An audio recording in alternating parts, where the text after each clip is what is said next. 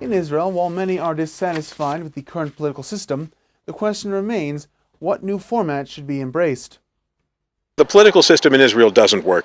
I'm very unhappy with the political system in Israel at this time. The Knesset members that the people chose are not so honest, and they're not doing the best for the Jewish people. They're just trying to get their chair there.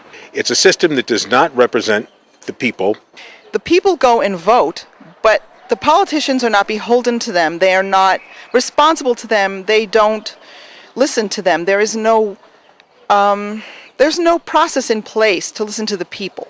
There is a feeling in much of Israel that the current electoral system is deeply flawed and that reform is necessary. The electoral system is what's known as a proportional representation system, whereby the entire country is effectively one electoral district. Everyone votes not for an individual, not for a person, and this is a very important point, but for a list, a party list, for a party, for a label.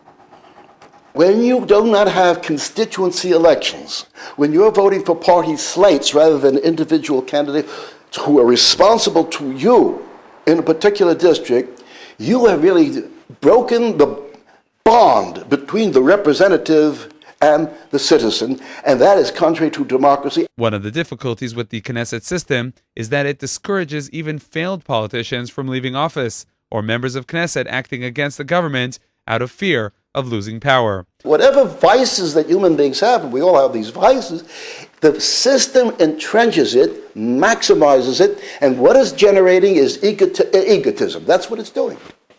So what's the ambition? The ambition of a person is to get into the Knesset. That's the road to becoming a cabinet minister, and that's where the power is. And that's one of the basic problems of this country. Now, there you have a man, Olmert, who is publicly criticized by a very prestigious Winograd Commission. Any person in a situation like that would resign. He didn't resign. Why didn't the Knesset have a vote of no confidence? Because members of the cabinet will not veto a program submitted by the Prime Minister, because if they were to veto it, that would automatically topple the government. The question that is raised by many is that while changes in the political system may be necessary, what changes should be implemented? We must have regional elections. The question is, do the Torah sources give us any kind of lead, any kind of direction as to what form of government the Jewish people should strive to put in place here in the present-day state of Israel?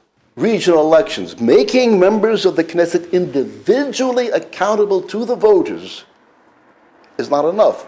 You need a presidential system of government. We see in the Torah, for example, in the book of the Midbar, book of Numbers, when Moses is about to die, he turns to Hashem, turns to God, and he says, please appoint someone over the people, so that the people, the Jewish people, will not be kathon, like a flock of sheep, asher en lahem ro'eh, who have no shepherd. The idea of appointing a person to rule and to direct and to look out for the welfare of the Jewish people is first of all common sense. It's also written in the Torah. This is what Moshe Rabbeinu himself says to God, please appoint someone to direct and lead your people.